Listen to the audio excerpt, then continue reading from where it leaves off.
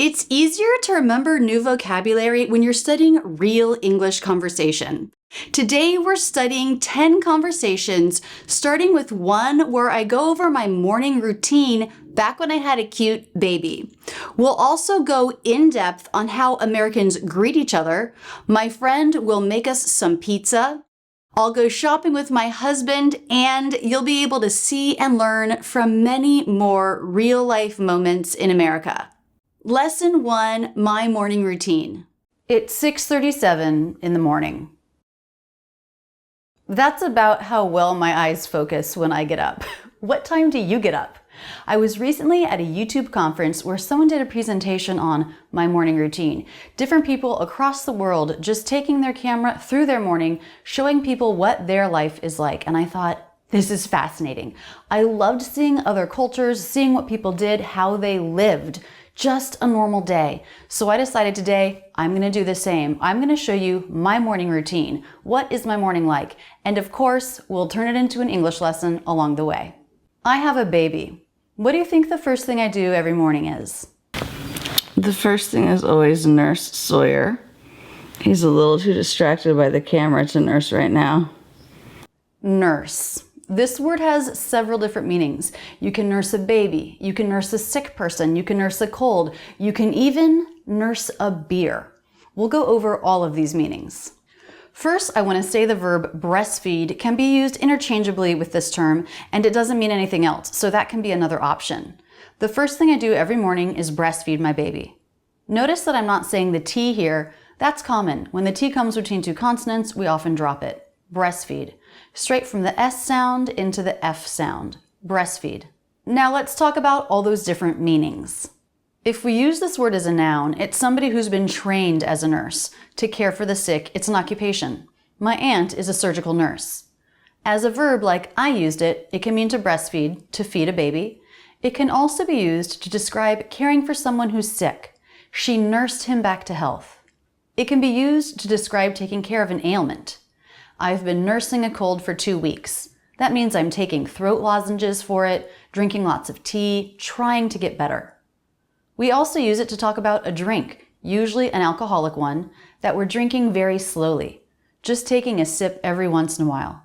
Rachel, can I get you a drink? No thanks, I'm still nursing this beer. This is something new. This is different from our routine. Looking at a camera. One of the first things I try to do every day is make the bed, which I used to never do, but it's like one tiny thing I can do to create a little bit of organization in a life that is otherwise very chaotic right now. Chaotic, chaos. Here the CH makes a hard K sound, K. It's also common to make a CH sound like in chest, ch, or an SH sound like in Chicago, sh. CH makes a K in choir, echo, chemistry, anchor, stomach, orchestra, and many others. You can't tell how a CH should be pronounced just by looking at it. You have to know word by word. This is why spelling and pronunciation is so tricky in English. Then I head downstairs to have breakfast with Stony and David. I don't feel like cereal, so I'm going to make an egg. Does anybody want an egg? I don't. No? Oh, thanks. I used the phrase feel like. You can use this interchangeably with want, except the form of the verb will change. I feel like going to bed. I want to go to bed. So with feel like, we follow it with the ing form of a verb, feel like going. With want, the next verb is in the infinitive, want to go, want to go. But the meaning of the two sentences is the same. This applies to the negative as well. I don't feel like having cereal. I don't want to have cereal. But when I said it, I followed it by a noun. I don't feel like cereal, so I'm going to make an egg. I don't feel like cereal. So nothing else changes. I don't feel like cereal. I don't want cereal. What's that? Hey, Stony, your mouth is totally full. So we can't understand you. So take your time, chew, swallow, and then say what you were trying to say.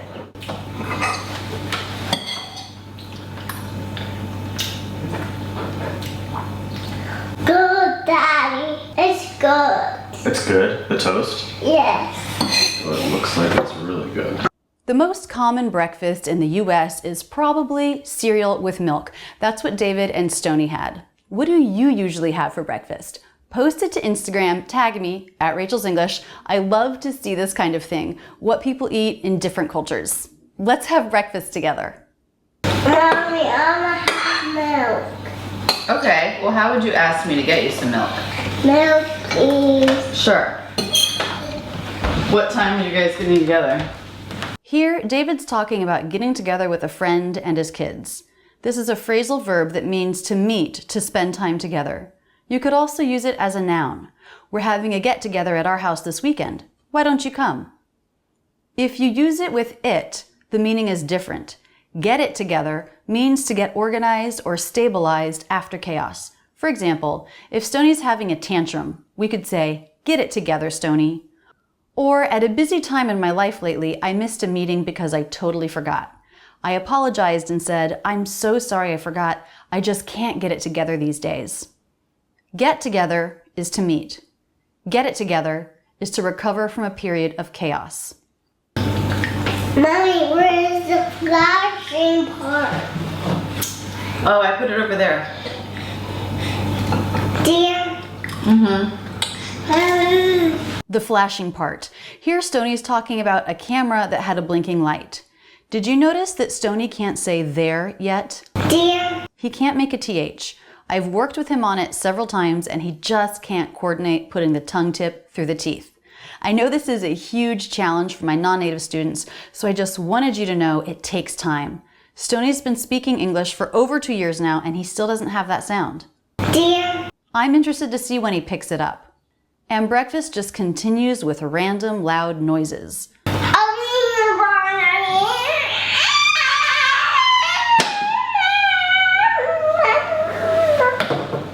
The rest of the morning continues with cleaning up the kids. Okay, Soy, let's get you cleaned up. How was get you pronounced? Have you noticed that it's really common to hear a CH in this phrase? Let's get you cleaned up. When a word that ends in a T is followed by you or your, that T often turns into a CH. Chew, chew, get you. There's no rule about doing this or not. It's just a habit that happens and many Americans do it a lot of the time. If you don't do it, you can do a stop T. Get you, get you. Let's get you cleaned up. Yeah, any other flavors available today?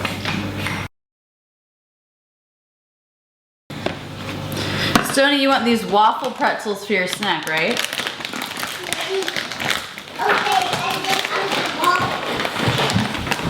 Do you want one right now? Special treat. Snack. We all need a good snack every once in a while. This is not a full meal, but a little bit of food that we eat between meals. Snack. At our house, we get up anywhere between 6 and 6:45. Stoney doesn't leave for school until after 9, so we have a lot of time to fill up. Sometimes we go out for a walk, but often we just play at home.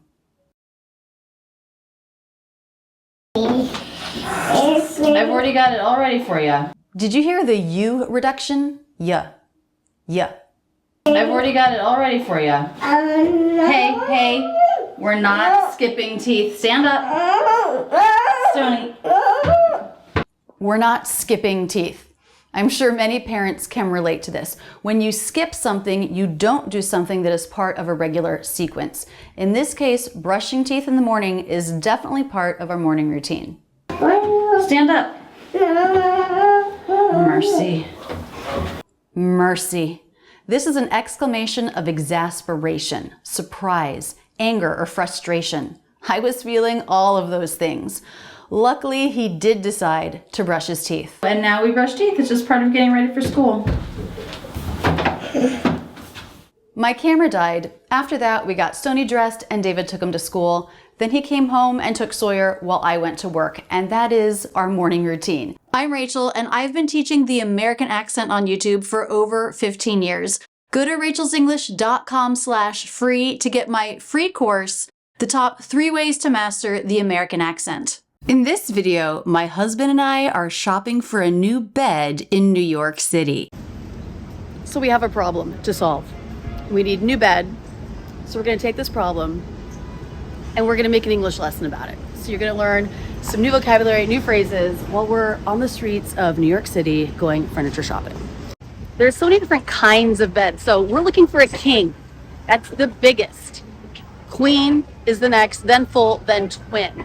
Now there's also something called a California king, which is also really big, but the dimensions are kind of different. But today, we're looking for a king bed. David, Yes. are you thinking wood, metal, upholstered, leather? Like what material are you thinking about? Well, I'm thinking more about upholstered, which is unusual for me. But So like what kind of fabric? You know I love velvet. I love a good velvet. yeah, no, I'm in that zone too. Okay. I was just thinking about the word metal, like the material. It's sort of a tricky pronunciation. That's a flat T and then a dark L. And it sounds just like this word metal, which is a verb and it means to get into and to get busy with someone else's business, things that don't concern you. Like I could say, stop meddling in my life. You do not need to know the details of my life. Stop meddling. Metal, metal. All right, we're crossing Houston. In New York City, the street is pronounced Houston, but in Texas, same spelling, big city is Houston. Now we're heading there to the building with green spikes on top. We're heading to the Crate and Barrel. To head somewhere means to go in that direction. That is your destination. We're heading to the Crate and Barrel.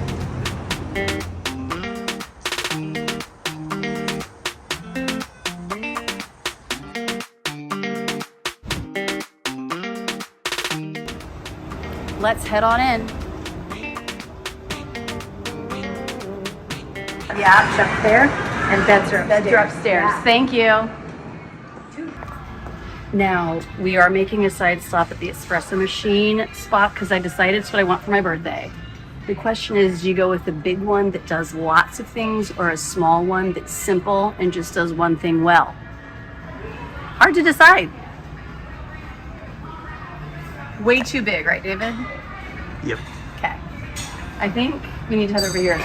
In this video, you're going to hear me use the phrase head on in, head over, and head upstairs. Now, you said you didn't love the looks of it. Seeing it in person, what do you think? Not crazy about it. Not crazy about it. Shoot. Well, then I guess we're starting from scratch because that's what I had narrowed it down to. All right, well, let's head upstairs.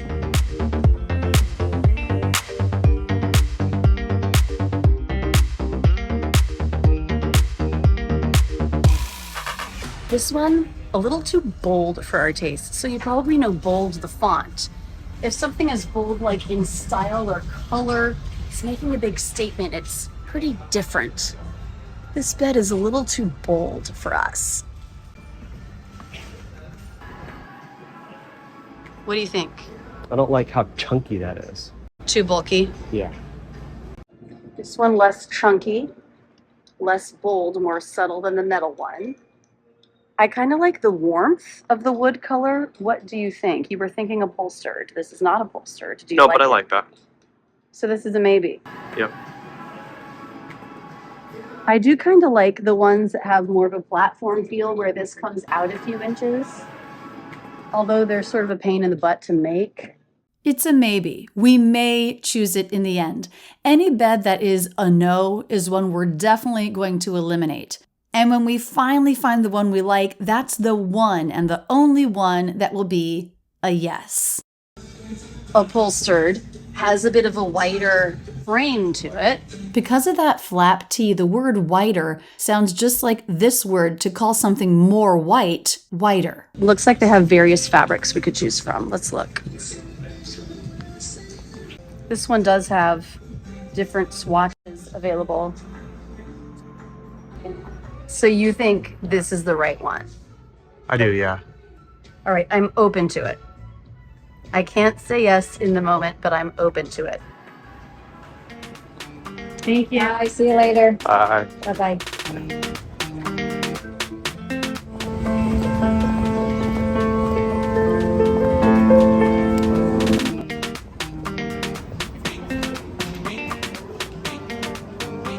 In addition to a bed, we are looking for a mattress. How does it feel, David? I'll come back in an hour to get you. Good. I think it would match the style of the nightstands. Excuse me. Does this come with other, are there other, yeah. Yeah. Can I see the swatches? They would be at the design lab. Okay, thank you. Anytime. It's also nice. It's also got the metal leg that I think is a nice feature. Soft. What do you think of the color? I'm not crazy about that color. Okay.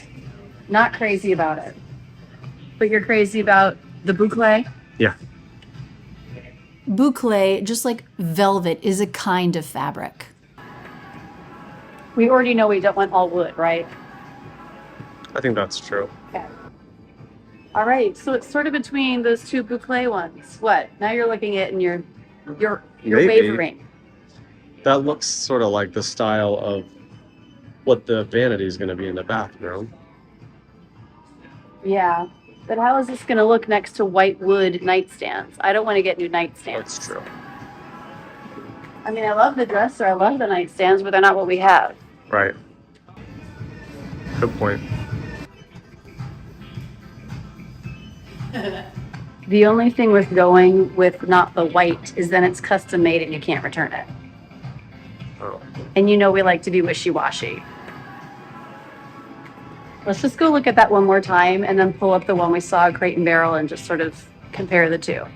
Pull up is a phrasal verb that we use many ways. We do use it often to refer to a screen. I'm going to pull this up on my computer. I'm going to pull it up on my phone. All right, let me pull up the other one. Like I did here. You can also pull up your socks. Oh, my socks are slipping. I'm going to pull them up. But also a car will pull up if it comes to the curb. Is your car here yet? Yeah, the Lyft driver is pulling up right now. The headboard here has a bit of a curve to it, which you kind of like. I think that adds something, yeah. The Lotus, though, does have a seam around the top, which is also sort of a detail that Yeah, I liked that. is interesting. I'm going to ask this guy. Naturally, we wanted to see the bed we were considering next to the nightstands we already have. Don't worry, I asked. They said I could move it. All right, let's see. I can totally do it. I can totally do it. Okay, I think I'm going to need some help. I mean, it looks fine. It turns out the king size didn't come with the boucle fabric we wanted, so we had to talk to a consultant and work out other fabric options. Problem is, it doesn't come in the fabric we want for a king, so we're comparing these two fabrics. The other issue is David likes this one better, and I like the one at Crate and Barrel better. So we have a few things to figure out. Come around the front, babe. Check it out. With the long view, which one do you like better? Yeah, me too. It's more warmth than that. Yeah. Okay, let me get the long view. Honestly, it might look a little bit better than the white boucle, in my opinion, anyway. All right, let's drape this over. That looks kind of nice, like, you know, the metal and the leg. There's almost a bronzy feel to this. Yeah, I thought the same thing. It Yeah. nods to the leg. Well, let's take a sample of this home. Make sure it works with the carpet and the shades. This video I made with a bunch of other YouTubers on different greetings in American English. In this American English pronunciation video, we're going to go over how to greet Americans. As some of you know, last time I was here in LA at the YouTube space, I made a video on introducing yourself to people. At the time, I didn't know anybody. Now I'm back again with all the same people, so they're all going to be in this video again saying, hey. First of all, let's listen to a bunch of different greetings. Says, Hey. Hey, Anthony. what's up? Hey, Rachel. What's up, Rachel? Hey, Veronica. Hey. Morning, guys. Morning. Hi. Hey. Hey. Hello. Greetings. Hey, what's going on? Hey, man. What up? No. You probably noticed a lot of people said, hey. This is definitely the most common way to greet somebody in America. It's pretty casual and I use it all the time with my friends. Hey, hey. Notice the shape of the voice. There's a little curve up and then a curve down in the voice. Hey, hey, hey. So basically, it's a stressed word. We start with the H consonant sound and go into the A as in say diphthong. Make sure you drop your jaw enough for the first half of that diphthong. Hey, hey, hey. Says, hey. Hey, Veronica. Hey. Hey, Rachel. Hey. We also heard hi a few times. Again, it's stressed, so it has that shape of a stressed syllable, hi. Hi. It begins with the H consonant sound, and we have the I as in by diphthong. Again, make sure you drop your jaw enough for the first half of that diphthong. Hi. Hi. Hi. Hi. Look at that jaw drop we have on the I as in by diphthong. We also heard hello. This is a two-syllable word with stress on the second syllable. Da-da. Hello. So it's that second syllable with the up-down shape of the voice. The first syllable will be pretty flat. He, he, he. It begins with the H consonant and has the E as in bed vowel, but this is very quick. He, he. Hello. The second syllable begins with the L consonant, so the tongue tip will come up here, ul, and touch the roof of the mouth just behind the teeth. Hello. Then we have the O as in no diphthong. Drop your jaw for the first half of the sound and make sure you round your lips for the second half. Hello. Hello. hello. A little bit of lip rounding here for the second half of the O diphthong. You may have noticed some of the guys added man. Hey man. Hey, man. It's okay to say this only to a man, but you may have noticed that I used the term guys for a bunch of girls. So guys is a little bit more gender neutral. Hey guys. Morning guys. Morning. Because I was filming in the morning, a lot of people said morning as their greeting. This is short for good morning. Simply morning. Morning. Now you could say afternoon or evening during those times, but it's not nearly as common. Morning. Morning, guys. Morning. Hey, morning, guys. Morning. Most greetings involve one of these greeting words, hey, hi, morning, and so on, and often a question. The appropriate way to respond is to answer the question and to ask the same question yourself. For example, hey, how are you? Good, how are you? Let's take a look at a few of these exchanges. Stacy, Christina. Hey! Hey, Rach. How are you guys? Oh, it's good to see you. Yeah, you too. How have you been? Good, good. Hey, Scooter, what's up? What up? No. Hey, Max, what's up? Hey, how's it going? Good, how are you? Hey, Jen. Hey, Frankie. Hey. How are you guys doing today? Good, how are you? Good. You're not good? I just broke my phone. Hey, what's going on? Not much. How are you? I'm just hanging out here. It's your birthday today. It is, actually. Happy birthday, Rachel. Thank you. How are you? Fabulous. As always. Hey, Aaron. Hey, how are you doing? Good, how are you? Good. How are you? We heard this two ways. Once with the word are stressed. How are you? How are you guys? How are you guys? How are you guys? How are you? But most of the time, you'll hear it with that word reduced. How are you? How are you? How are you? How are you? How are you? How are you? How are you? Great, how are you? Great, how are you? Great, how are you? How are you? So in that case, make sure it's really short. How are you? How are you? Da-da-da. How are you? Da-da-da. The most common response to this phrase is good. You might sometimes hear great. One person even said, how are you? Fabulous. As always.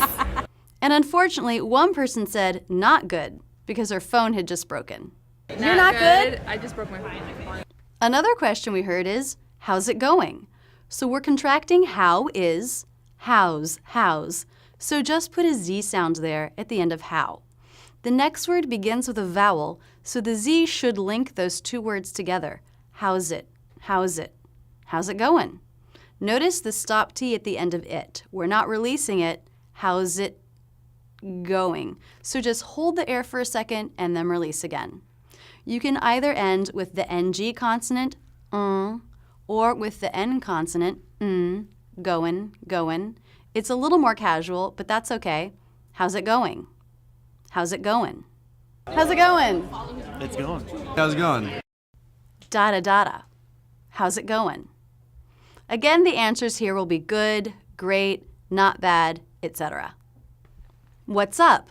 This is answered just like what's going on. Usually nothing or not much, but you can say what you're doing in that moment. You can hear this as tsup with the TS reduction. We also heard it as what's up, where the T was dropped altogether. What's up? And we even heard one person say what up. So what was he doing here? He dropped the S sound, so now the T came between two vowel sounds. So it was a flap T sounding like a D. What up? What's up? What's up? What's up, Rachel? Hey, Bryce, what's up? Oh, hey, Rachel, what's up? Hey, Scooter, what's up? What up? No. I hope this was helpful. The next time you see someone you know, don't be afraid to go up and start a conversation. A huge thanks to everybody who is in this video. Stacy and Christina both have awesome how-to channels. Stacy does knitting tutorials, and Christina paper crafts. Aaron makes awesome skateboarding videos. Anthony does music reviews. Don does children's music. Evan makes awesome drawing tutorials. What's up, Rachel's English? How y'all doing, people? This is Evan from your channel Cartoon Block, showing kids how to do their thing and drawing and sketching and all that. Veronica has great travel videos on California. Rose and Iman both have great makeup and style channels. Fabulous. Cuban Guy does sketch comedy. Sarah's crafting channel is awesome. Chris and Hyla work on Hyla Cooking, a great cooking channel. Billy does awesome children's music with puppets. You met one of the puppets in one of my other videos. Bryce mixes rap with video games on his channel. Jason does comedy sketches on his channel. Scooter has some great 100 lists on his comedy channel. Max No Sleeves never wears sleeves in his comedy channel. Miss Jen Fabulous has a nail channel where she did teach me a different way to paint my nails. And Pete is a video producer behind the scenes on several different YouTube channels. Yeah, what does that mean? What does dough mean?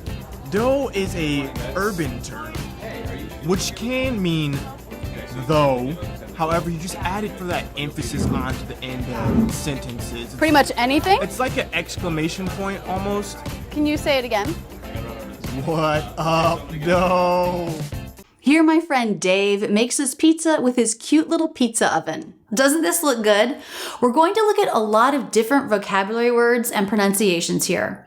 First, this word. Look at that bubble. Wow. You probably know bubble as this, and you probably know it as bubble gum or bubble tea. But do you know what it means to live in a bubble? This is a phrase that I've heard used more and more in recent years, and it means detached from the world. You only know what's happening right around you, your friends, your family. You don't think about what else is going on in the world. You don't inform yourself. It's sometimes applied to people who live a really comfortable life who don't really think about what it might be like for someone who's less fortunate. Or it can be used to describe someone who only interacts with people that have the same views and opinions, like in politics, as they do. Let's use it in a sample sentence. I really want to travel a lot with my children because I don't want their lives to only be lived in an American bubble. Okay, that's in a bubble. What about on the bubble? If something's on the bubble, that means a decision is being made and you're not sure what the outcome will be. It could go this way or that way. For example, let's say I'm taking the top 10 students in my physics class to form a team for a competition. I have 8 people. I know I'll use them for sure. Then I have 4 or 5 kind of on the bubble. I'm not sure which of those students I'll choose. Each one of those students is on the bubble. They may get chosen or they may not. Have you heard this word to describe something inside you? A feeling can bubble up. I started to feel panic bubble inside me. An idea can bubble up. I'm bubbling with ideas. Or someone can be bubbly. Someone who's bubbly is really cheerful. The idiom to burst your bubble means to wreck an idea or a reality that someone's put together that can't actually work out. To say or do something that shows someone his beliefs are false or what he wants to happen will not happen. For example, let's say I run into my friend from English class and I say, "What are you up to this weekend?" She tells me all the great things she's going to do this weekend, all the fun she's going to have. On Monday, then, she'll start working on the paper that's due on Wednesday. I might say, "I hate to burst your bubble, but that paper is due on Monday. You're going to have to work on it over the weekend." So many uses for this word, and this dough was bubbly, with pockets of air in it. Look at that bubble. Wow. Now, I asked my friend Dave how long he's been making pizzas. A little over a year now since I got this pizza oven. Uh-huh. This thing has definitely been a game changer for my outdoor food and entertaining capabilities. Yeah, it's nice to be able to be outdoors. It is. Game changer is an idiom, and it doesn't necessarily have to do with games. It's anything that significantly changes the outcome of something. For example, let's say my friend got into the college of her dreams. You know, I hate to burst her bubble, but that college is too expensive. But wait, she got a major scholarship. Oh, this is a game changer. With this scholarship, she'll be able to go to the college of her choice. Or, I got my grandma her first iPhone. It's a game changer. She can keep in touch with all her grandchildren now. Game changer. A little over a year now since I got this pizza oven. Uh-huh. This thing has definitely been a game changer for my outdoor food and entertaining capabilities. Yeah, it's nice to be able to be outdoors. It is. So I'm just going to give myself a little bit of extra assurance by sliding it. Because it's so heavy. Yeah, but as soon as it hits that plate, it's already baking. So now it'll be real easy to shift around. We want to get that lid back on so that it draws the flame up and out. What's the temperature in there? You got me. I'd say somewhere between 900 to 1,000 degrees. No. Yeah. No. Mm-hmm. Got me. This phrase means, I don't know. Have you heard it before? It could also be, beats me. These both mean the same thing. I don't know. I have no idea. Got me. What's the temperature in there? You got me. I'd say somewhere between 900 to 1,000 degrees. No. Yeah. No. Mm-hmm. I just couldn't believe it. Well, Dave made several different amazing pizzas. Mushrooms. I did a little grilled zucchini over here. Oh, I was wondering that you had the grill going too. Yeah, I grilled some zucchini. This has got some garlic, some turmeric. I'm a big fan of turmeric right now. It's supposed to be good for your joints, right? So I hear. Good inflammation, anti-inflammatory. So we're gonna make a vegetable pizza here because Rachel, she loves her vegetables. I do. Yeah, it got a little extra burnt there. Really good though. Amazing. So the pizza got burned on the bottom. Let's go over a few terms to discuss how things are cooked or baked. With red meat, that is meat from a cow, it can be raw, not cooked at all. There's also rare, just a little cooked. The internet is full of helpful infographics. We pass through medium and go all the way to well done. Burned is, well, it's beyond well done. Now, this terminology, medium, rare, applies to red meat. If you want to say that something hasn't been cooked long enough, you could say underdone or undercooked. One time I got clam chowder and the potatoes were too hard, not cooked all the way, not cooked through, undercooked. So one pizza on the bottom was a little burnt. No big deal. By the way, just last weekend, Dave made us all pizza again, and it was absolutely perfect. On point. I said, Dave, you've really dialed in your pizza. Dial it in is one of my favorite idioms, and I have a great video going over that idiom and the idiom phone it in, which has an opposite meaning. Check out that video in the video description. I love that zucchini on there. That zucchini is bomb. If something is bomb, that means it's very good. This is slang that my husband David uses a lot. Food can be bomb, a house can be bomb, a trip, a view, and so on. You'll also hear it as the bomb. It doesn't matter if you have the in front or not. This pizza is bomb, or this pizza is the bomb. They mean the same thing. Who is that? Me. You're right. It's you. Are you keeping a closer eye, Dave? I am definitely keeping a closer eye on this one. See, we're just getting it nice and brown there. That looks so good.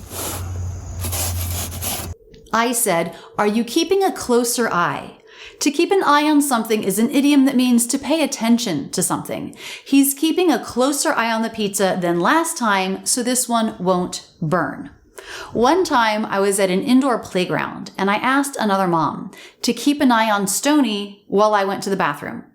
Sometimes if David is simmering a soup but has to leave the house to get the kids, he might say, can you keep an eye on the soup and stir it every once in a while? Think of a situation where you might want someone to keep an eye on something for you, to pay attention to it for you. Then make up a sentence and put it in the comments.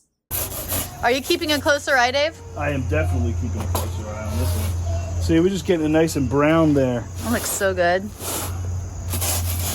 I will say the texture of that crust is so good. It is nice. I agree with you. The texture of a food is important. The consistency, how it feels in your mouth. Pizza crust can be chewy. That's what this was. It can be dry, crispy. There are so many different ways to describe different textures. For food, hard, crunchy, soft, pillowy, mushy, gooey, runny, spongy, and so on. Can you think of more? Put them in the comments below. I like a good chewy crust. I will say the texture of that crust is so good. It is nice. I agree with you. This one's blowing up. Oh, that looks about perfect. It's almost done. That's pretty good. I'm going to hit this side. Yep. See, it's a little lighter. Dave did a reduction of a reduction. I love it when people do this. The phrase was, I am going to hit this side. You're probably familiar with the way Americans reduce going to gonna. Very common. Have you ever noticed before that I'm gonna is sometimes reduced further? It can become I'm gonna, or even just munna. This is what Dave did here. He said, I'm gonna, dropping the G of gonna. I'm going to hit this side. Yep. I'm going to hit this side. Yep. I'm going to hit this side. Yep. Now, hit this side. That just means he's going to make sure that side is what gets closest to the flame. Let's listen a bit more. He also uses the contraction should have. He says he let the dough rest more than he should have. I'm going to hit this side. Yep. See, it's a little lighter. I totally agree. This stuff is making some deep dish today. I think I let it sit, the dough rest a little bit longer than I should have because the dough is a little less stretchy. It's more bubbly. It's airy. I just love capturing natural English and finding the idioms and the reductions and sharing them with you here. Massive thanks to my friend Dave, who let me capture his pizza making skills on camera. In this lesson, you'll see me working with my mom on a knit hat. For fluent English, you need vocabulary, common phrases, idioms, phrasal verbs, even slang. In this video, we're going to study real English conversation to get all of these. We're sitting down with my mom, we're working on a knitting project, and you're going to hear her drop some slang in our conversation. Lots of great vocabulary here, idioms. Learn them from my mom and you'll never forget them. When I filmed this, coronavirus was raging and I was visiting my parents, so we wore masks inside. My mom knit me a hat and we were going to make a pom-pom to put on top, but we didn't know how. But I just never put a pom-pom on a hat. Okay. Well, what do the instructions say? This thing is not self-explanatory. If something needs instructions, that's the opposite of self-explanatory. If something is self-explanatory, that means you can understand it by looking at it. It's easily understood. It's clear by looking at it how to figure it out, how to do it. If that's not the case, then you need instructions. A pom-pom is exactly what you'll see us make here, an ornamental ball. It's also used in cheerleading. Let's see that clip again. But I just never put a pom-pom on a hat. Okay. Well, what do the instructions say? This thing is not self-explanatory. Okay, see, it says wind the yarn. Wind the yarn. The word wind is a verb. You wind something. We'll see that later in the video. Wind, wind, wind. Past tense is wound. But these 4 letters can also be pronounced wind, the natural movement of air. Here it's wind. Wind the yarn, wrap it around this pom-pom maker. Are they both out at the same time? Yeah, it looks like it. So, and you start here at the base, it looks like. Now hold on, there are 4 of these things. Twice there, I used the phrase, it looks like. This means it seems like this is true or this will be true, but it doesn't have to be something you can see that you can actually look at. For example, I was talking to my friend Laura on the phone in the fall. We had a trip planned together, and because of the virus, we thought we were going to have to cancel. It seemed like we would need to cancel. I said, it looks like we're going to have to cancel. And she said, it looks that way. It seems that it will be true that we'll have to cancel our trip. I also said, now hold on. Hold on is a phrasal verb that means 2 different things. Hold on. Get a grip on something, like, here, a pencil. Hold on. It also means wait, stop. And that's how I mean it here. Now hold on, wait, stop. There are 4 of these things. I thought there were only 2. How does that make sense with the directions? This is a phrase we'll use on the phone a lot too. Hold on means you're going to pause a phone conversation, ask the person to wait while you quickly attend to something. Can you hold on a second? Could I please get a latte to go? Okay, I'm back, for example. Are they both out at the same time? Yeah, it looks like it. So, and you start here at the base, it looks like. Now hold on, there are 4 of these things. Maybe a YouTube video is in order. What do you think? These are about as clear as mud, in my opinion. Yeah, they're not very clear, are they? Maybe a YouTube video is in order. In order has 2 different meanings. Here it means appropriate to the situation. The situation, the directions were hard to understand. Watching a how-to video on YouTube was definitely appropriate to the situation. Here's another example. Someone has just announced they're engaged. Someone else might say, champagne is in order. Maybe a YouTube video is in order. What do you think? These are about as clear as mud, in my opinion. Yeah, they're not very clear, are they? Let's study the phrase, what do you think? I said, what do you think? A little stress on the question word, wa. Stress on the verb think. And I had some reductions. What, do, linked together, whata. The vowel in do changed to the schwa. Same with you. It became ya. What do you think? This is a common pronunciation of a common phrase. What do you think? What do you think? These are about as clear as mud, in my opinion. Yeah, they're not very clear, are they? I used the idiom as clear as mud. This means not clear at all, not easy to understand. Mud is opaque. You can't see through it. It's not clear. Something that's hard to understand is clear as mud. These are about as clear as mud, in my opinion. So she's holding it like this, and she's wrapping it around here. Right. My mom said wrapping it around. Wrap around, wind around, coil around, twist around. These all mean the same thing. So she's holding it like this, and she's wrapping it around here. Right. But then, I mean, apparently I would say you do the same for each one, but it doesn't say that. I used the adverb apparently. I was describing what to do, what I thought the directions were saying, but I wasn't sure. The instructions didn't actually say to do that. It's what I was guessing based on what I saw in the directions. Apparently means as far as one can know, see, or understand. For example, why did Amanda quit? Apparently she got another job. That is, as far as I know. I didn't hear it from Amanda, but this is what I heard. This is what I understand to be true. but then, I mean, apparently I would say you do the same for each one, but it doesn't say that. Which is why I think we should go to YouTube. all right, let's go to YouTube. Okay, where's your iPad?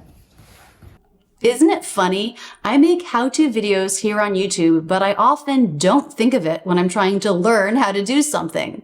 What's something you've learned how to do by YouTube? My nephew learned how to play the ukulele, and my friend learned how to repair upholstery on her couch. Tell me in the comments what you've learned to do on YouTube. So anyway, we found a video and we started copying what she was doing. I mean, she really filled it up. Yeah, so should I be? Yeah. Okay. Hope we got enough yarn. This is kind of fun. Stoney and Sawyer could do this.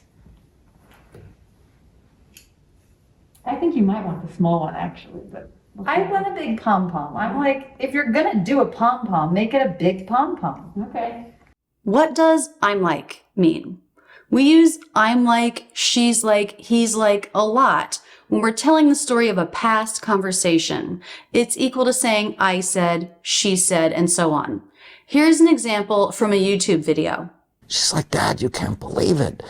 I'm like, what? She said, I think I'm going to be a geneticist. I'm like, what? I'm like, she's like. Here, talking to my mom, I'm not retelling a conversation.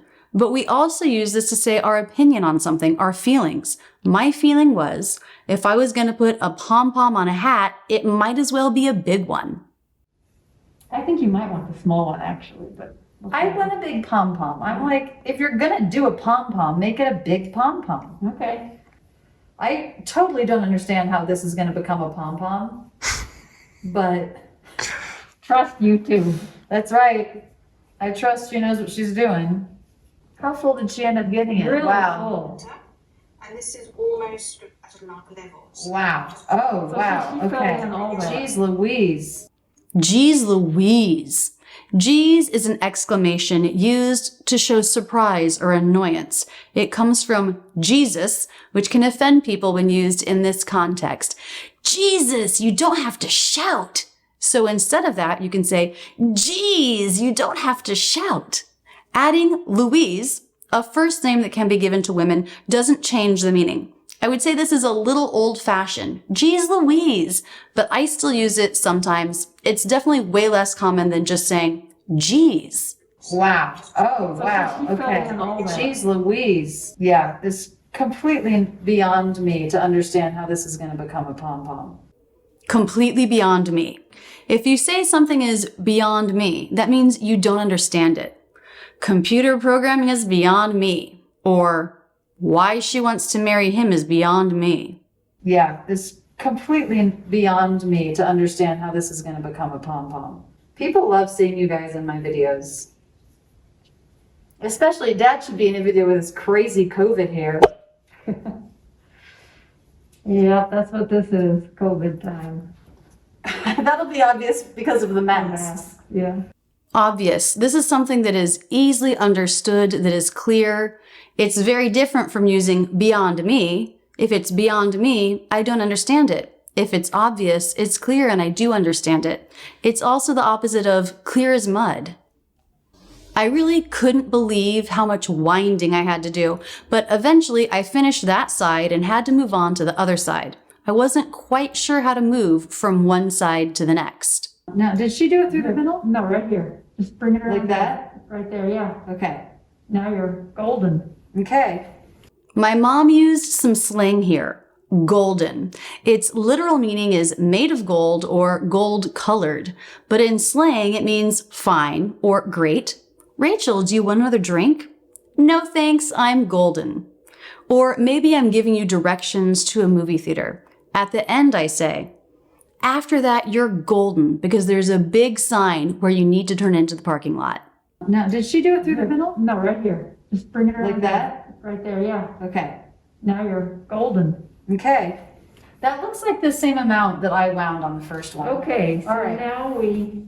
Did you hear that? I used the past tense of wind, wound. Now, I said before that W-I-N-D can be wind or wind.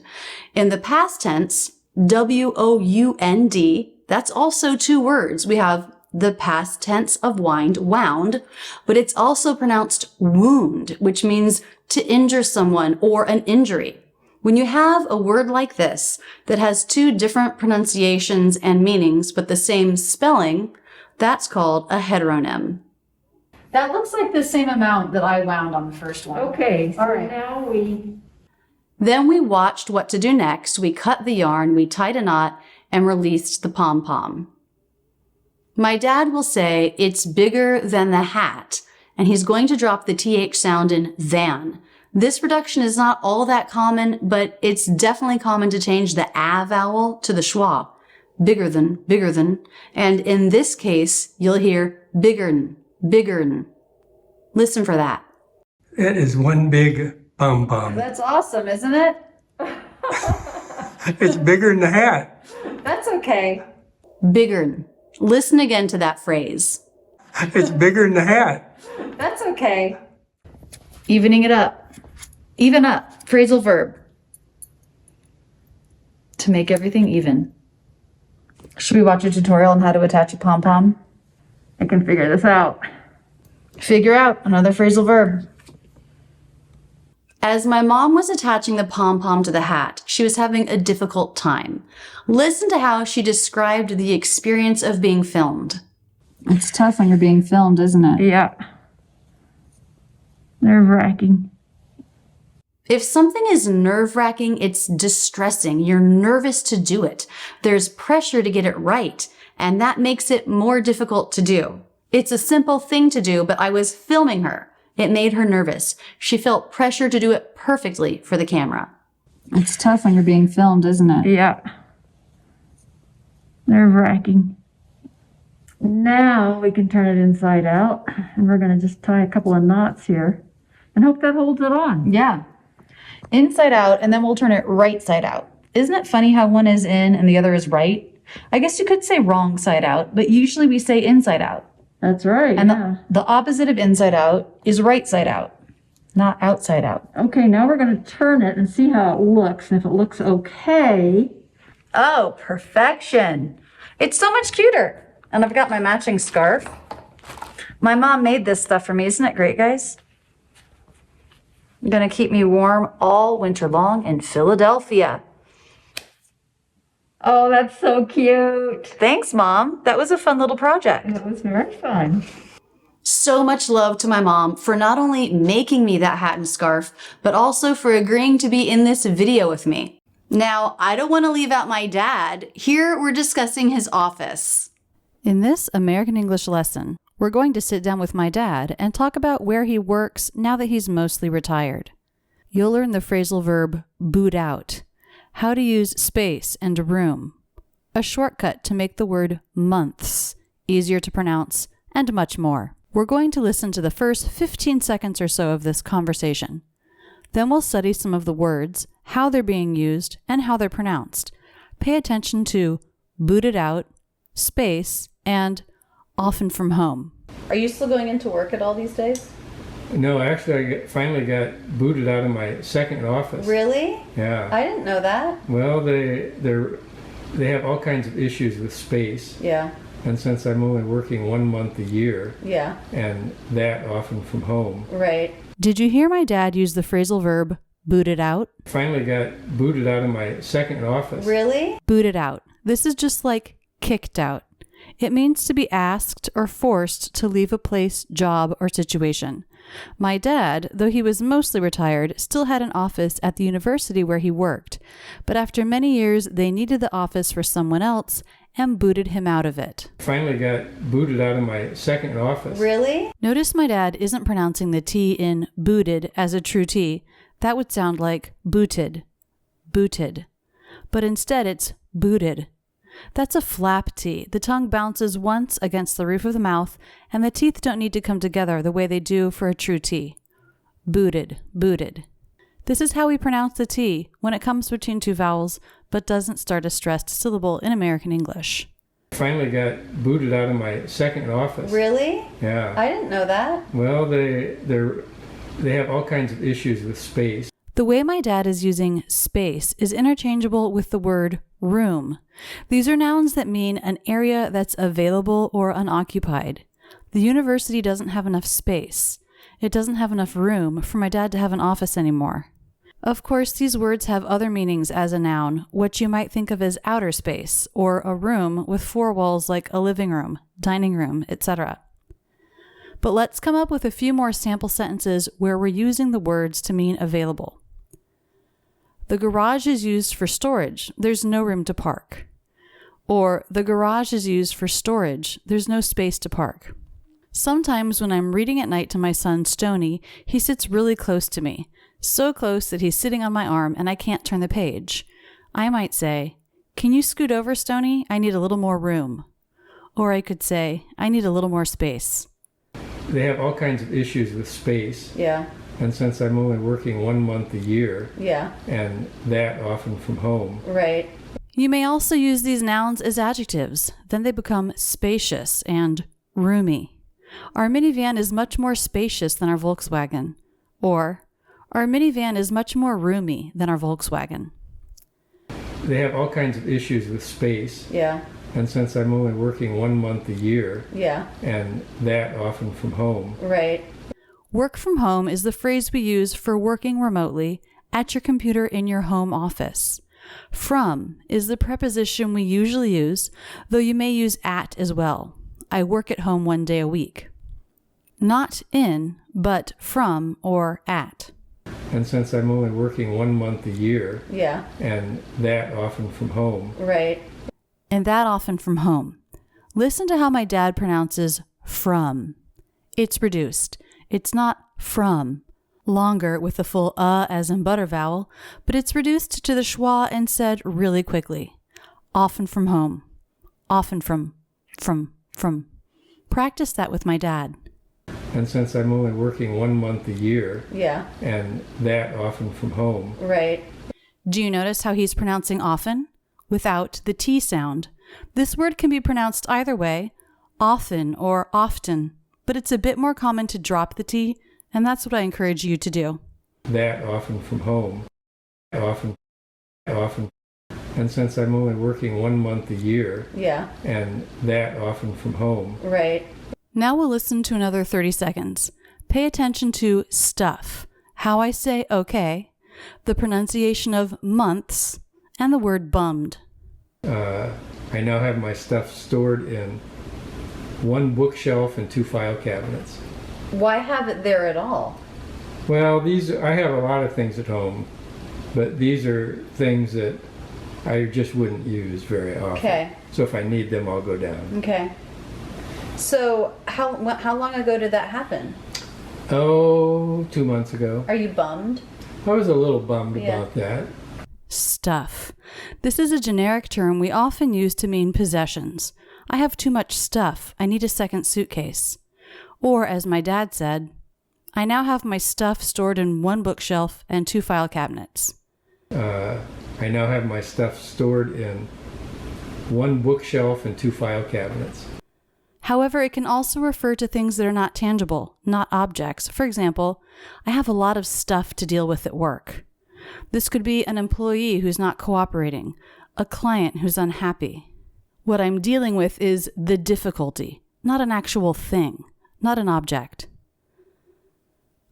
You could also say, I have a lot of stuff to do. That means I'm busy. You may also hear the phrase, he really knows his stuff. That means he's very smart and informed relating to a specific topic.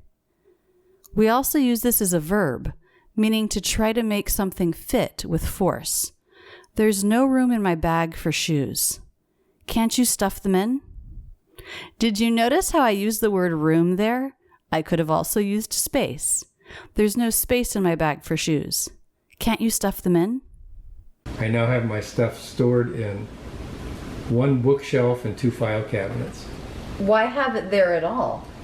Well, I have a lot of things at home, but these are things that I just wouldn't use very often. Okay. So if I need them, I'll go down. Okay. There I said K, then okay.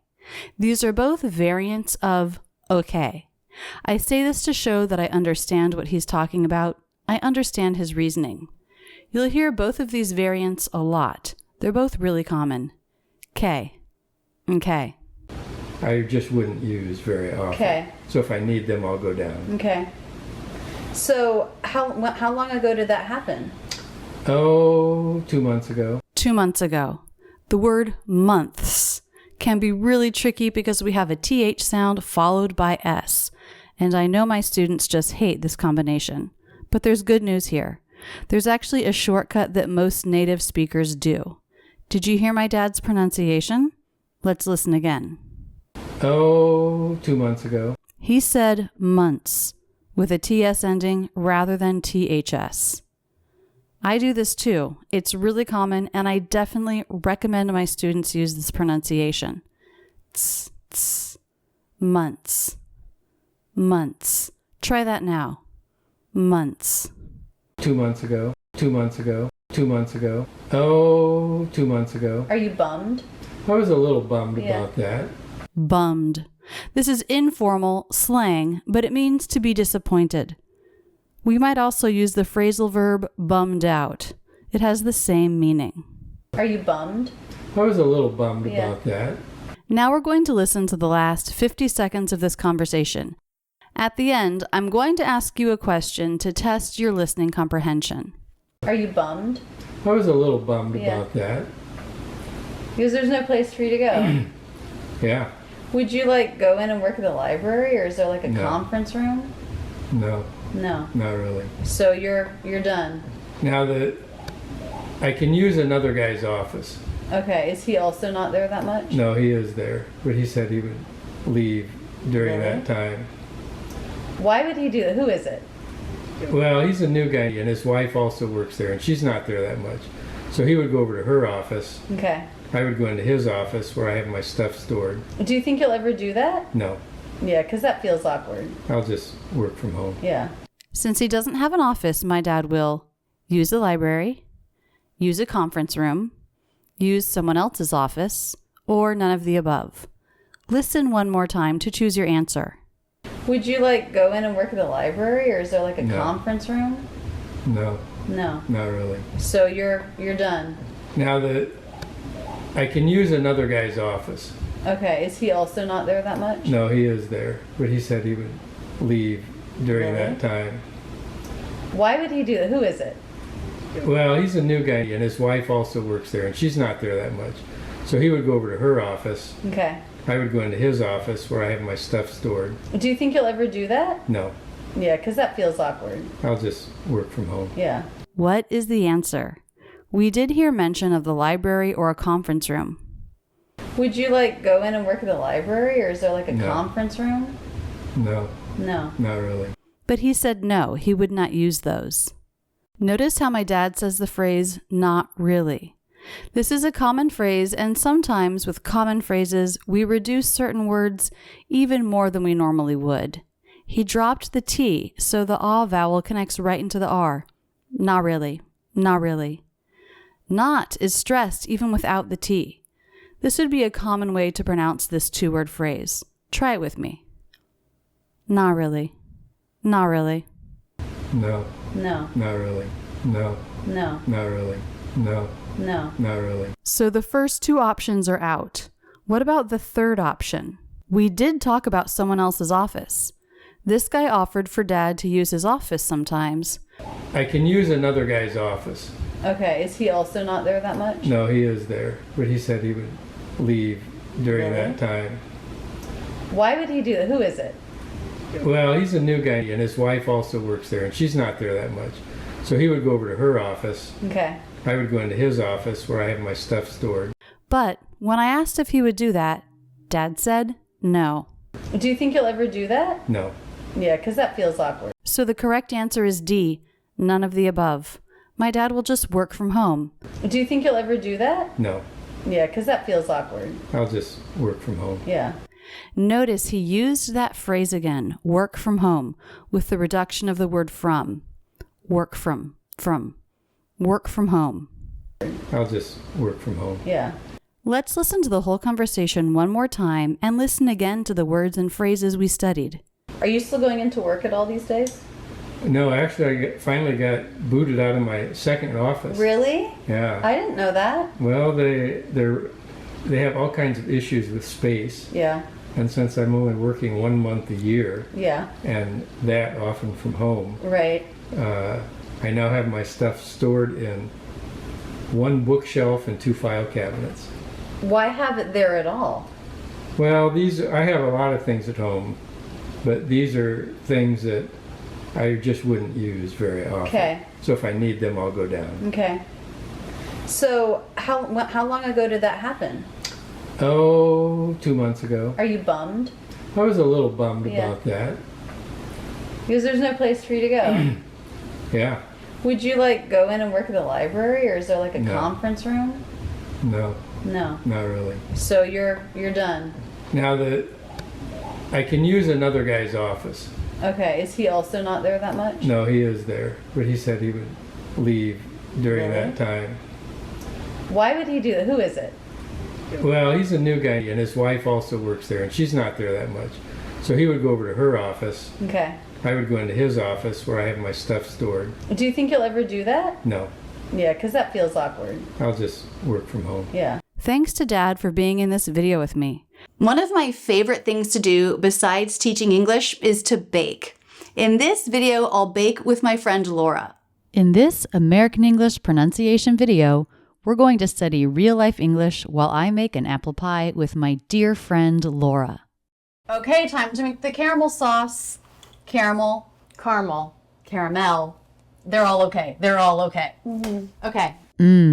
This tasty word can be pronounced 3 ways: caramel, caramel, or caramel. Each pronunciation is accepted, and you will find all 3 of these pronunciations listed in the dictionary. Here's what it says. Whisk in a medium saucepan. Now it doesn't say over medium-low heat. Okay. Okay. I'll do that. Okay. Notice how we respond to each other, K and okay. These are both common variants of the word okay. This word is used a lot in conversational English. It can be used to say, I understand, I'm listening, which is how Laura and I both use it here. Over medium-low heat. Okay. Okay. I've read a part of the recipe and we're both saying, I understand that.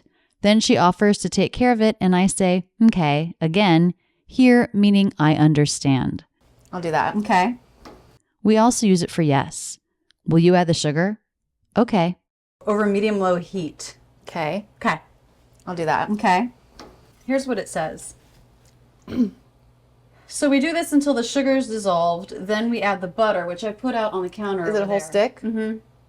Just light on the butter. Yeah, it's it's not this pie is not very high in calories, so that's nice. False. False. I've said something here that's not true. It's false. I'm not being serious. The pie is very high in calories. Listen to the different ways you can say, I'm not being serious. False. I'm joking. I'm being facetious. I'm just kidding. How else could you say that? She's joking. Did you already say that? I did say that. I'm pulling You're your pulling leg. my leg. Yeah, I'm pulling your leg. It's a high in calorie pie. Okay, so As Just soon as josh it's it dissolved, I'm just joshing you. Where does that one That's an come old from? timey one. Don't use that one.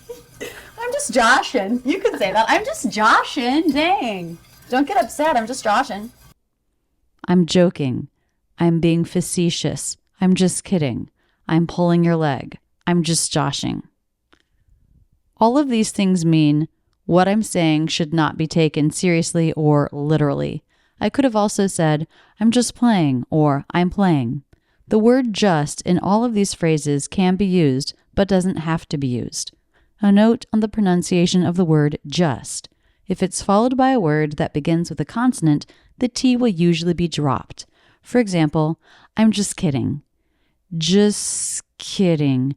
Straight from the S sound into the K with no T. False. I'm joking. I'm being facetious. I'm just kidding. I'm pulling your leg. It's a high in calorie pie. I'm just joshing you. Where does that one That's an come old from? timey one. Don't use that one. You want to grab the stick of butter? Yeah. So every fall for what? How many years have we been doing this? Well, we've lived here since 2010, and it No probably way. started. Here? No way. Here? No way. What does that mean? That means I can't believe what she's saying. I don't think it's true. And it turns out I misunderstood. I thought she meant she had been living in that house since 2010, but she meant she'd been living in the town since then. Well, we've lived here since 2010, and it No probably way. started. Here? Oh, no, you mean no, no, Northampton. in Northampton. Yeah. 6 years. or 7 years. Yeah. I said 7-ish years, while Laura said 6 or 7 years. Ish is something you might hear put at the end of a word to show approximation. 7-ish 6 years. or 7 years. Yeah. Every fall I come up to Laura's house and we have a fall baking weekend. And actually, we've made lots of videos from the fall baking weekend, so I will put a link to that playlist in the comments below. Also, right here, just click the I. They're really fun. They are. At least we have fun. We have fun. We keep on working on the sauce for that pie, adding butter, and then adding cream. Okay, are you ready to whisk? I think I'm supposed to add this really slowly. Am I supposed to keep whisking or stirring? There, we're both unsure of what the recipe says.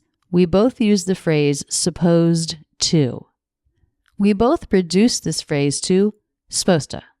We reduced it from 3 syllables to 2. This is really common.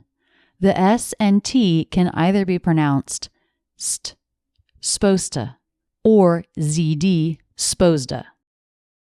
I think I'm supposed to add this really slowly. Am I supposed to keep whisking or stirring? All right. Here we go.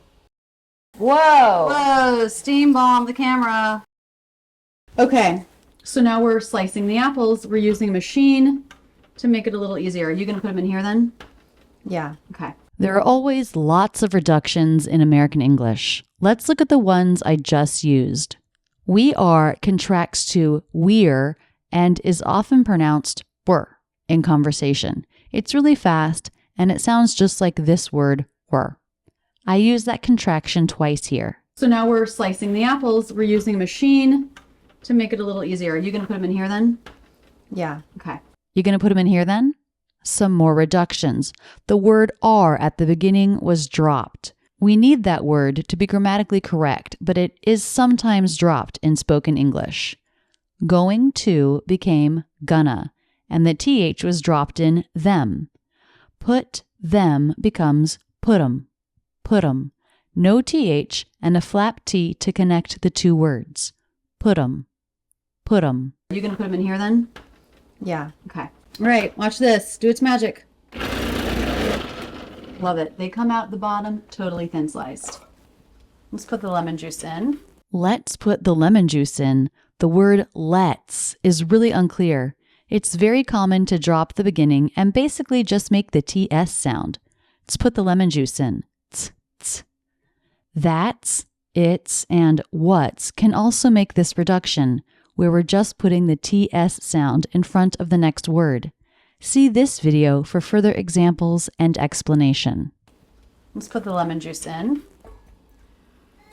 And the baby's up. Okay, let me go get him. Let me go get him. A couple reductions here. Let me becomes lemmy. And the H is dropped in him. Dropping the H in this word is a really common reduction. When we do this, it sounds just like when we dropped the TH in them. Get him becomes get 'em. Just like put them was put 'em. The flap T links the words, and the reduction of them and him are the exact same sounds, schwa and m. Get 'em. Put 'em. Okay, let me go get them. Can you look right there? Say hi, I just had a nice nap. Can you say hey everybody? You want to try that? Hey everybody. You want to try? No. Okay. Can I go ahead and put the apples in there? Yeah, dump them in. Dump them in. Them is reduced again. Dump 'em. Dump 'em. Yeah, dump them in. I'm going to take you down to Daddy. I'm going to take you down to Daddy. I'm going to got reduced. With our most common words and phrases, we tend to do the most dramatic reductions. Mna. There's almost an idea of I in front of it, but not really. Mna, mna, mna. I'm going to take you down to Daddy. I made a video where I go over this reduction and more examples. Click here or in the description below to see that video. I'm going to take you down to Daddy. All right. All of them? Let me read ahead. Yeah, all of them. Okay. I love how when you start paying attention to a particular reduction, you constantly hear it. Did you catch the reductions of them here? We're talking about the apple slices. All of them? Let me read ahead. Yeah, all of them. Okay. All of them. Nice them reduction, Laura. All of them? Mm-hmm. I like it. Linking with the V. Okay. Then we mixed the apples in with the other dry ingredients. We packed the apples into our pie shell and drizzled on the caramel sauce, which got too thick as it cooled. We overcooked it. And finally, we make the lattice top for the pie. I had some problems and I kept messing it up. I put it, what is wrong with me? I am like really screwing up. Really screwing up. Screw up is a phrasal verb which means to do something the wrong way or to do a bad job with something. I screwed up the pie crust. You could also say mess up. I messed up the pie crust. Really screwing up. I have to wipe that off. Oh, darn. I have to eat that caramel sauce. This is weird, Laura. Last time I made this, it seeped in much more. So because look, when I'm doing the lattice now, when I pull it up, it's like bringing up all this right, goo. it's thicker. It's weird. I gotta say, right now, I'm feeling embarrassed about how this is turning out. Turn out, another phrasal verb. As I'm using it here, it means how something develops or ends. I'm not happy with how it's going. I'm embarrassed with the end result of my pie. I gotta say, right now, I'm feeling embarrassed about how this is turning out. I finished making the top and we put it in the oven. And the final scene, of course, needs to be trying the pie. It's out of the oven, looking good. Laura, how are you feeling about it? I'm feeling great. Oh, also we made a pumpkin pie. I'm also feeling great about that. From scratch with a pumpkin. We made whipped cream. Big deal. And Dana made chocolate dipped macaroons. Macaroon or macaron? To clarify, this is a macaroon, and this is a macaron, which is also pronounced macaron. I don't know. I'll look it up and I'll let everyone know. Okay, let's cut this pie. Who wants a little bit of apple? If you'd like to recreate this pie, it really is amazingly delicious. Please see the link in the video description below. It's from my favorite pie book, the 4 and 20 Blackbirds book. I'm going to have a caramelly taste.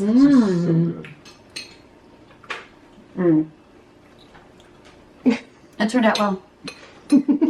That's it, guys. And thanks so much for using Rachel's English. Here, it's a beautiful sunny day in Colorado, and I'm going for a hike. In this American English pronunciation video, we'll go for a hike in Colorado.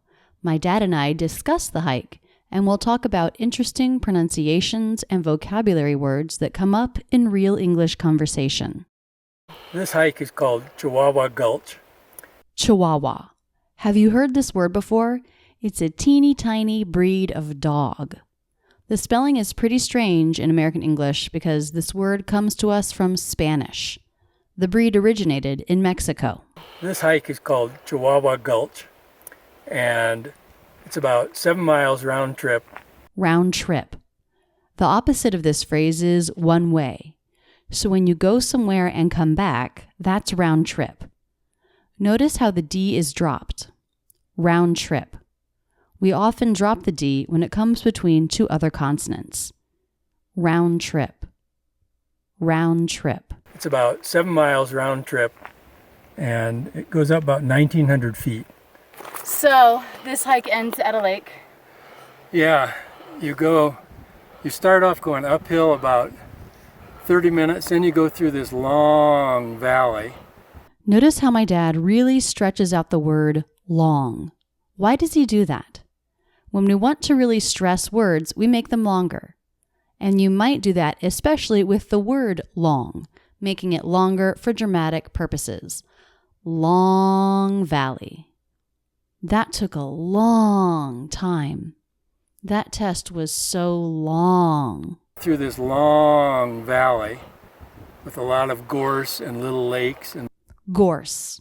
Do you know that word? I didn't either. Let's find out what it means. With a lot of gorse and little lakes and little streams. Gorse. Gorse are these bushes. Oh, these types of bushes. Didn't know that. And you sort of go to the end of the trees where the Jeep road ends. Did you understand what he said there? He called this road a Jeep road. So a Jeep is a really rugged vehicle that has a high clearance. That is a lot of room between the ground and the bottom of a car. You would not be able to drive a regular car on this road. Where the Jeep road ends, and then it's just a single path, and you end up at a mountain lake. And you said mountain lake, you seen one, you seen them all? You seen one, you seen them all. This is a phrase you might use to say that something isn't special. Now, the full grammatically correct pronunciation of this phrase would be, if you've seen one, you've seen them all. But that's not how we pronounce it. We like to reduce things in American English, especially familiar words and phrases, and this is a familiar, known phrase. You seen one, you seen them all. We drop the word if, we reduce you've to just y, and we reduce them to You seen 'em. You seen one, you seen 'em all. Another scenario where you may use this. Do you want to visit Paris? Nah, I'm not that into cities. You seen one, you seen 'em all. You seen one, you seen them all? A lot of them are pretty similar. A lot of them. My dad also reduced them to This is a really common reduction, just like in the phrase, you seen one, you seen 'em all. A lot of them. A lot of them. Practice that with me out loud, smoothly connecting all the words. A lot of them. A lot of them. A lot of them are pretty similar, but you do have a great view. You can see a long way out over a couple of different mountain ranges. A couple of different mountain ranges. My dad reduced the word of to just the schwa. A couple of. We do this so much in conversation, especially with this phrase. A couple of. A couple of different mountain ranges. And the lake itself is probably. This is how we pronounce probably most of the time in conversation. You can do it too. It simplifies the word and makes it easier to say. Try it now. Probably. Itself is probably 100 yards across and maybe 200 by 400. Does anyone ever swim there? I did see somebody swimming there once. Very cold. Ice cold. It'd be really cold. Listen to the different ways we describe how cold it is. Very cold. Ice cold. It'd be really cold. Really cold, ice cold, very cold. Really and very are words we use before adjectives to say there's a lot of something. Really cold, very cold, a high amount of coldness. Ice cold is another great way to describe something being very cold. Now, this lake is not ice, it's water, It's very cold water. So describing it as ice cold is an exaggeration, a hyperbole. I know it's not actually ice. I know it's just extremely cold water. Very cold. Ice cold. It'd be really cold. I had no temptation to do that. Yeah, I don't think I will either. But this is just, you can't design a better day. There's not much wind, hardly any clouds. Cool, but not cold. It's nice. And this time of year you have a lot of aspen turning yellow. This time of year. Another example of reducing the word of to just the schwa in natural conversation. This time of year. It's nice. And this time of year you have a lot of aspen turning yellow. And these bushes, I mean, they would be green in the summer. Yeah, it looks awesome. I mean, I love the view. Yeah. Sweeping views. And we have seen wildlife along here. Yeah. Just a couple 100 yards down, once there were 4 moose. Moose. These animals are fairly rare to see in the wild. One other time when I was in Colorado, we saw one. Click here or in the video description to see that video. There were 4 moose grazing right by the path. Further down yet, we saw a herd of maybe 10 or 15 antelope. Wow. Galloping along. You often see deer. You often see. My dad reduced you to y, changing the vowel to the schwa. This is also a common reduction. Why do we do this? Because in American English, the contrast between stressed and unstressed syllables is really important. So if we can make unstressed syllables even shorter by changing something, then we do that. You often see. You often see deer up here, and then on the rocks you can see marmots sometime, and pika, which are little tiny animals like that, and they squeak. How many times have you done this hike? Probably 5 or 6. Probably. There's another probably to probably reduction. Probably 5 or 6. Okay. And to me, it's the most scenic hike around here, especially in September. Scenic.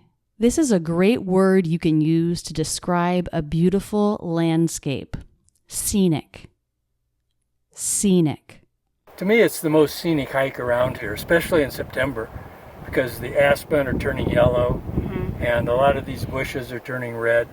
And in June, July, it's just the water's too high. You'd have to take off your shoes and put on sandals and just wade through. So usually we wait till August or September to do this one.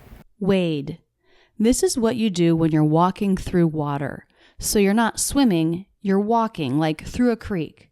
If the water is too deep, then you can't wade. You have to swim. Take off your shoes and put on sandals and just wade through. Here is David walking over the creek that Dad says you have to wade through when the water is higher. We didn't make it to the top. Yeah, but we got to a good turning around point, and we had a fantastic view. We had lunch looking out down the long valley. Couldn't have been better. Couldn't have been better. A word here is being reduced to just the schwa. What word is it? We noticed before that the word of reduces to just the schwa, but here it's the word have. Yes, the word have can be changed to just the schwa sound, in conversation, especially after could, couldn't, should, shouldn't, would, wouldn't. I've actually seen native speakers mess this up and write should of instead of should have. It makes sense because of and have can both reduce to the same single sound, the schwa. Shoulda. But if this sound is following could, couldn't, should, shouldn't, would, wouldn't, the word is definitely have. And reducing have to just the schwa after these words will help your English sound natural. Practice. Couldna. Couldna. Notice I'm dropping the T in the contraction. This is how native speakers will say this phrase. Couldna. Couldna. Special thanks to my dad for being in yet another Rachel's English video. To see more videos that use real English conversation for teaching, check out my Real English playlist. Does your family ever do game night? In this fun lesson, I'm playing a game with my husband and my parents. Have you ever played the game Codenames? Today you're going to join me and my family as we play this word game and study real English conversation as we play. You'll see lots of reductions happening, and you'll learn some great vocabulary words and idioms like dominant, detract, neck and neck, and sore loser. The game is called Codenames, and last night we played 4 rounds, and Mom and I beat David and Dad each time. Did you hear how the word and was used to connect 2 nouns? This is a common way we use the word and. Mom and I, David and Dad. The word and reduces so it sounds just like an N sound, connecting the 2 words together. Using reductions and linking can really smooth out your English and help you sound more natural and native. Try that now. Mom and I. Mom and I. David and Dad. David and Dad. Listen again. And Mom and I, and Mom and I, and Mom and I beat David and Dad, David and Dad, David and Dad each time. Mom, are you ready to crush David and Dad again in the game? I am so ready to crush David and Dad again in the game. My mom had a really bad cold when we shot this video. I apologize for her voice being a bit scratchy. Did you notice the vocabulary we used here? The word crush. When you crush someone in a game, it means you beat them by a lot, a very wide margin. The game was not close. Mom, are you ready to crush David and Dad again in the game? We're going to be the clue givers first. All right. All right, you want to draw one? All right, it's red. That means ladies go first, and we have to take the extra card. Listen to the word all right. You heard it 3 times in that clip. All right. All right, you want to draw one? All right, it's red. All right. All right, you want to draw one? All right, it's red. Words with R's and L's tend to be extra tricky for non-native speakers, but the L sound is very weak, and actually, you can get by without saying it at all. I didn't really say it, and neither did my dad.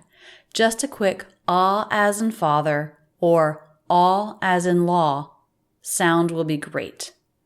All right, all right. This works with already as well. Already, already, all right. Listen again. All right. All right, you want to draw one? All right, it's red. Okay, Mom, my clue is rod for 2. In this game, you have a grid of words in front of you. Some of the words are for your team, some are for the other team, and some are neutral. You try to get your teammate to guess your words, and you do this by grouping them together and saying a word that you think your partner will associate with the words you've chosen. So I said rod for 2. That means there are 2 words on the board that I think have an association with the word rod, and I hope she guesses them correctly. Notice I said rod really clearly. It doesn't have the context of a sentence around it, so I want to be really clear. But how did I pronounce the word for? I reduced it. F schwa r. For 2. Okay, Mom, my clue is rod for 2. For 2. For 2. Okay, rod king, rod fair. She's going through the words, trying to decide if any of them make sense with the word rod. Rod king, rod fair. Okay, rod king, rod fair. Probably cast. Probably cast. Did you notice how she pronounced the word probably? She reduced it by dropping a syllable. I would say native speakers do this at least half of the time. It makes the pronunciation easier, and you can do it too. Practice that with me. Probably. Probably. Probably cast. Probably cast. Probably cast. She chose cast. This word can have several different meanings. For example, when you break your leg or your arm, you might wear a cast for several weeks while it heals. Or in a play or opera, everyone who's on stage acting is part of the cast. It can also mean to throw or fling, and this is what you do with a fishing pole, to get your hook out into the water. It can also be called a fishing rod. So I said rod, she saw cast, and made the association, and that was correct. In English, we have so many words like cast that can be used different ways. Probably cast. Are we stumped already? David is having a hard time coming up with his clue, and my dad says, "Are we stumped already?" To be stumped means to have no idea.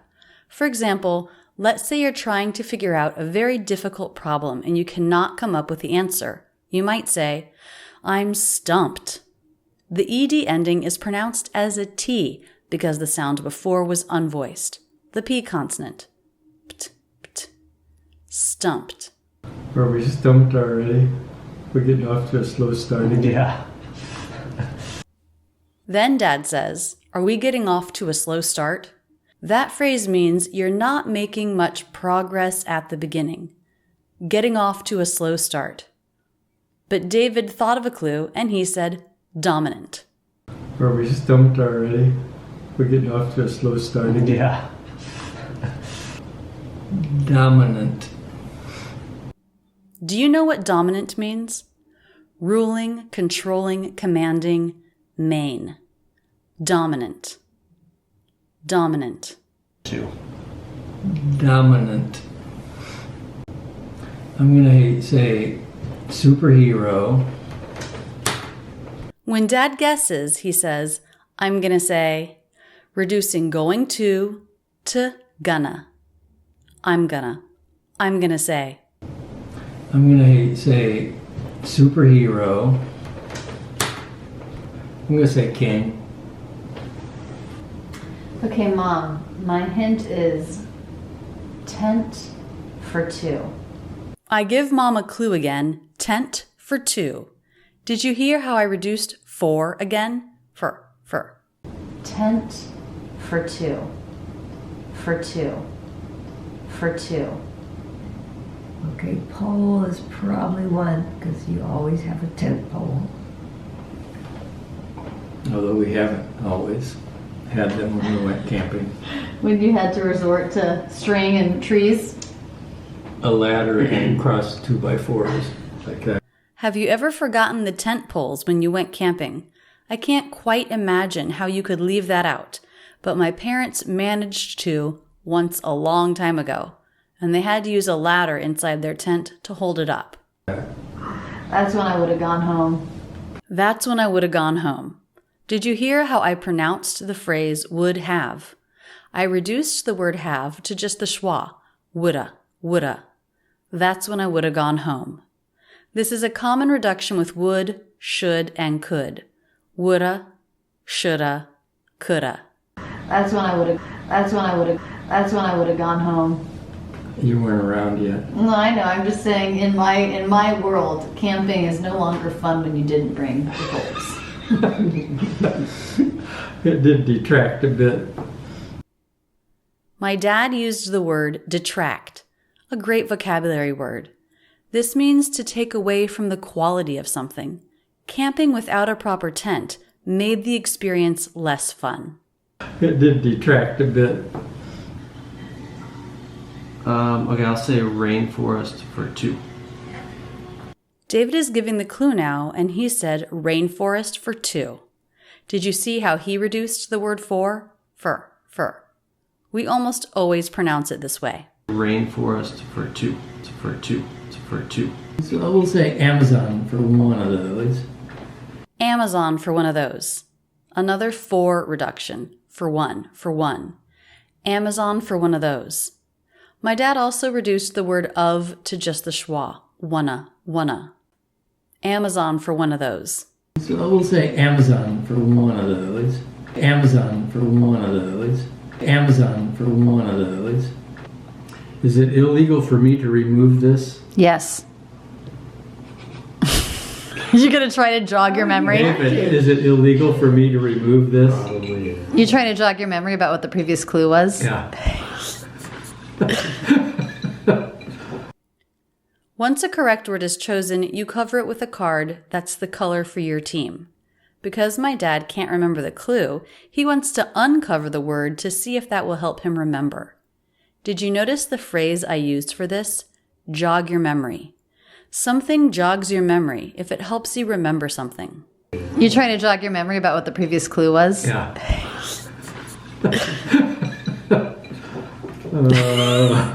Thanks for asking. We're not asking you anymore. He also said no, though. You said probably not. Probably not. Another example of dropping that middle syllable in probably. Probably. Probably not. Dad said, You said probably not. You said probably not.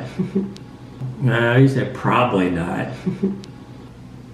Well, I'm going to take a chance and say there are crickets. Yes, in the rainforest. well, I'm going to take a chance. The word well was pretty unclear.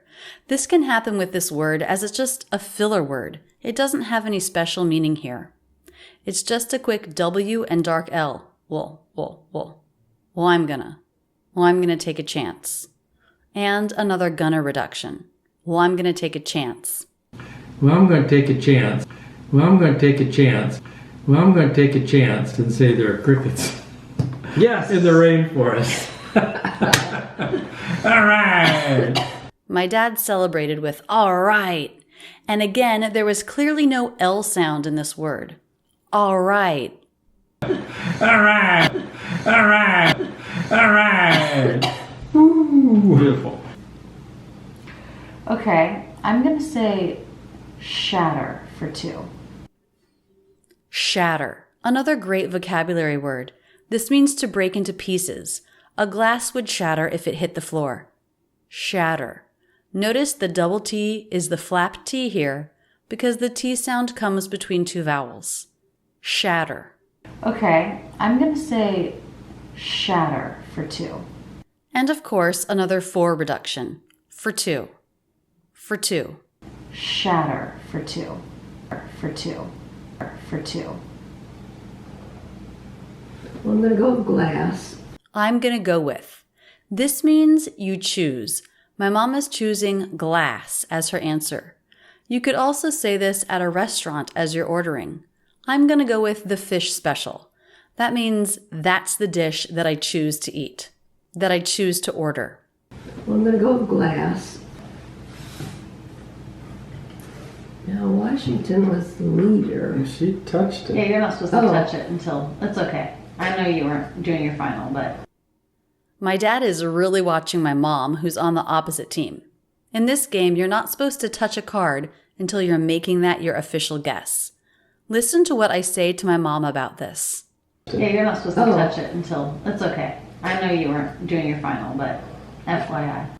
I said, I knew you weren't doing your final guess, but FYI. That means for your information. It's like saying, just so you know. I was letting her know that is the rule officially, so she should probably not do it. FYI. Yeah, you're not supposed to touch it until... That's okay. I know you weren't doing your final, but FYI. We don't know that. Just kidding. Pay attention to him. I'm going to go with Washington. I'm going to go with. There's that phrase again to mean I choose. I'm going to go with Washington. Actually, you're doing really well. Yeah, it's you guys are neck and neck. We're doing better. We're neck and neck. Here we're discussing the score. We were tied, so I said, we're neck and neck. This means very close or tied in a race or game. Did you notice the and reduction? Neck and neck. Just the schwa and n. Necken. Neck and neck. And the n in and blends into the beginning n for neck. Neck and neck. We're neck and neck. So a historical figure is a proper noun. Yeah. It can be the Rosie the Riveter for 2. Rosie the Riveter for 2. Wow. For the win. 2 more 4 reductions. For 2 and for the win. The more you pay attention to and listen for reductions, the more you start to notice they're used all the time in American English. They're part of what makes up good, clear English. Rosie the Riveter for 2. Wow. For the win. I can't think of one that fits Rosie the Riveter right off the top of my head. Dad can't think of an answer off the top of his head. What does this phrase mean? It means immediately, without having to try or think. He can't think of one off the top of his head. This means he's going to have to sit there and really think about it to try to come up with an answer. I can't think of one that fits Rosie the Riveter right off the top of my head. I'm going to say washer for 1. Maybe, probably file things down when you're riveting. I'm going to say file for 2. You almost had it, Dad. You did say it once as being the most obvious. You said washer and queen seem to be the 2 best fits. We've just played the best 3 of 5. 4 out of 7. 4 out of 7. 3 out of 5. We played the best of 5, which means one team has to win 3 before a winner can be declared, and Mom and I won 3 in a row, the first 3. So we're the champions. Great job, Mom. Yay! Oh, don't be a sore loser. A sore loser is someone who's upset or angry when they lose a game or a competition. Of course, you don't have to be happy when you lose, but to be clearly upset, annoyed, or angry at a loss is to be a sore loser. Oh, don't be a sore loser. That's it, guys, and thanks so much for using Rachel's English. My parents were pretty great for being in this video with me. It reminds me of a video we made a long time ago where I introduced my parents on Rachel's English for the first time. Did you see it? I'll play it here for you right now. Now, I've been spending a lot of time teaching you English, and I thought it would be fun to show you who taught me English. These are my parents, Rita and Stan. Rita. Notice we have a flap T there because the T is coming between 2 vowel sounds. Duh, duh. Rita. Stan. Now here we have the A as in bat vowel followed by the N consonant. When this vowel is followed by the N or the M consonant, we get an extra sound, an like sound before the nasal consonant. Stan, stan, stan. These are my parents, Rita and Stan. Hello. So guys, do you remember what my first word was? I remember your brother's first word. Okay, so I'm the youngest of 2. Clearly, I'm not a memorable child because the first one is the more interesting one. His first word was hi. Hi. And I don't remember Rachel's first word, but once she started speaking, she never stopped. That's true. So you don't remember my first word either? It was probably mama.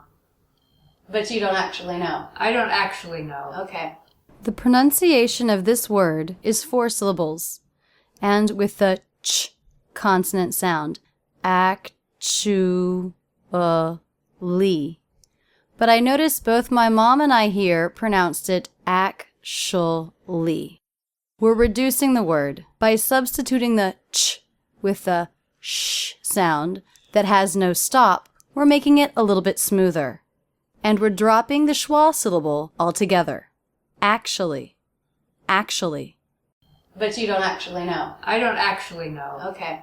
They're trying to think of something cute that I might have said to tell you guys, but my mom said... I can think of something cute your brother said. Yeah, see? It's terrible. Well, I remember doing lots of things with you. Right. No, it's fine. I remember riding you to school on the handlebars of my bike. Yeah, that hurt. I always wish that he would buy an actual seat to put on the bike. One thing I remember is sending off a card 3 days before she left for summer camp. So she would receive a card on the first day of summer camp. Yeah, that was nice. I used to go away for 2 weeks, and Mom was very good about sending cards and also treats. Well, thanks Mom and Dad so much for being willing to meet my Rachel's English audience. One last thing I want to say about them is tomorrow is their 45th wedding anniversary. So happy anniversary, guys. Thank you. Thank you. Are you okay? This is my favorite Uncle John. This is my dad's older brother. Isn't he cute? John, this is Rachel's English. Hi, Rachel's English. How are you? Rachel comes from a very talkative family. Yeah, we So- all talk a lot. Yeah. It makes sense that I'm doing what I'm doing. Right. Yeah. I'm the quietest one, I think. Yeah, probably. And he's not that quiet. My cousin Brad owns a farm, and one dusk he showed me around. In this American English pronunciation video, you're going to visit my cousin Brad's farm. You'll learn reductions like the reduction of the word them and how want to becomes wanna. You'll hear the phrase a lot of pronounced a lotta. And you'll hear an example of the reduction of because and you are. So Brad, how often do you feed them? Twice a day. Sorry about the wind here, guys. Here was our first reduction. Did you hear it? The reduction of them. It's really common to drop the th in this word and change the vowel to the schwa. When you do this reduction, make sure you link it on to the word before. There should be no break between words. Feed them becomes feed 'em. Feed 'em in conversational English. Feed 'em. It's like an unstressed syllable at the end of feed. So Brad, how often do you feed them? So Brad, how often do you feed them? So Brad, how often do you feed them? Twice a day. Twice a day. Let's look at this short sentence to study stress. Do you notice that some words are longer and some are shorter? They're all one syllable long, but twice and day are much longer than They have an up-down intonation. Day. Day. Is flat and said very quickly. It's unstressed. The other two words are stressed. This contrast between stressed and unstressed is important in American English. If everything was stressed and longer, it would sound more like this. Twice a day. Twice a day. That's not normal English. Twice a day. Twice a day. Twice a day. Twice a day. Have you ever seen a cockfight, Brad? No, I don't want to either. Do they have them around here? Did you hear another them reduction in that small conversation? Listen again. Do they have them around here? Do they have them around here? Here, the word them refers to cockfights. It's the plural pronoun. And it's pronounced Linked to the word before, it sounds like have 'em. Have 'em. Do they have them around here? Do they have them around here? Do they have them around here? Yeah, a lot of guys from Washburn got arrested a couple years ago for a big cockfight. Big betting? Yeah. So you guys have had a lot of rain, you were saying? Here was another reduction of a lot of rain. The phrase a lot of is common in American English, and it's common to change the word of to a lotta. Notice what happens to the T. It changes to a flap sound because it comes between two vowels. That helps link the two words together. A lotta. Only lot is stressed here. The two other words are unstressed. A lotta. A lotta. Try that. A lotta. So you guys have had a lot of rain, you were saying? So you guys have had a lot of rain, you were saying? So you guys have had a lot of rain, you were saying? Oh, it's been terrible. You want to play with them? This wind is making it a little hard to hear, but did you hear what my cousin said? You want to play with them? You want to play with them? You want to play with them? There's the them reduction again, referring to the chickens. With 'em, with 'em, with 'em. He also reduced want to wanna. This is really common. Americans do it all the time in spoken English. It's not improper English. You want to play with them? You want to play with them? No, Okay, you can grab them out of there and play with them. You can grab 'em out of there. Another them reduction. Grab 'em. Grab 'em. You can grab them out. You can grab them out. You can grab them out of there and play with them. I do not want to hold one of those. I just used the wanna reduction. Did you hear it? I do not want to hold. I do not want to hold. I do not want to hold one of those. It's huge. How much does that cow weigh? About 1,400 pounds. Wow, 1,400. Weigh. This is a homophone. That means it sounds exactly the same as another word. Do you know what that word is? Weigh is pronounced just like weigh. Weigh. Different word, different meaning, different spelling, but same pronunciation. We have a lot of homophones in American English. Click here to see a video I made about homophones. It's huge. How much does that cow weigh? About 1,400 pounds. Wow, 1,400. Yeah. Hey, Ian. Hey. No, that's not how you said it. You said I sold 3 of them. I sold 3 of them before we went into winter because I knew I was going to be short on feed.